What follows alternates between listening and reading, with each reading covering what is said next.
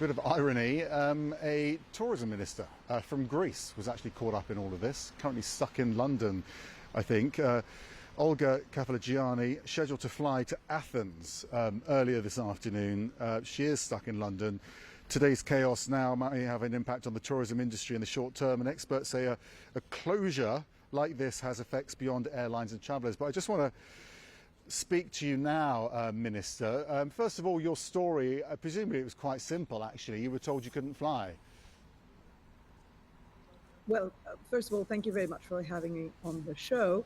I was supposed to be online, but not in London. I was supposed to be online in Athens. Richard's Quest was supposed to be in London, so I think everybody was kind of like, everybody's life was disrupted because of this event at Heathrow. I just found out in the morning that I couldn't fly out of London, so I'm really actually not unhappy about it.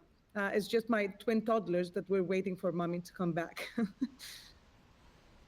Yeah, absolutely. But a lot of Greeks will be stuck around the world, and that is because Heathrow is such a central European hub, isn't it?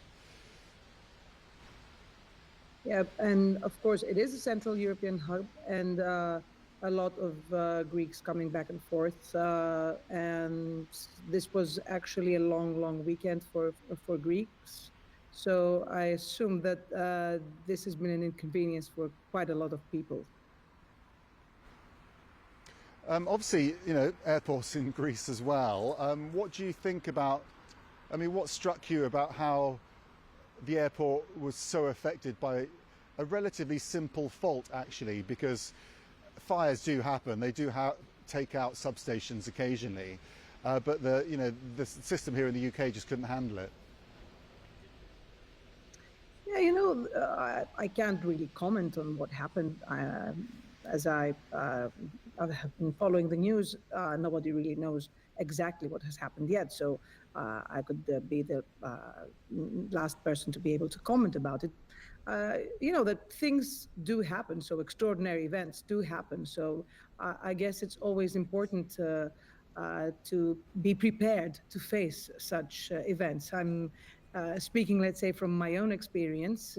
So Greece, as a country welcoming millions of visitors, does have a very big experience in dealing with crisis, and I think that we have done so very effectively these past years. And we have to be prepared to face any extraordinary circumstance. I wanted to also ask you a separate question about the border issues in the United States currently. We're seeing Europeans struggling to get into the United States. I wonder what sort of conversations you were having with your European colleagues and perhaps with the US as well about clarifying for Greek tourists what they should be considering when going to the US at the moment.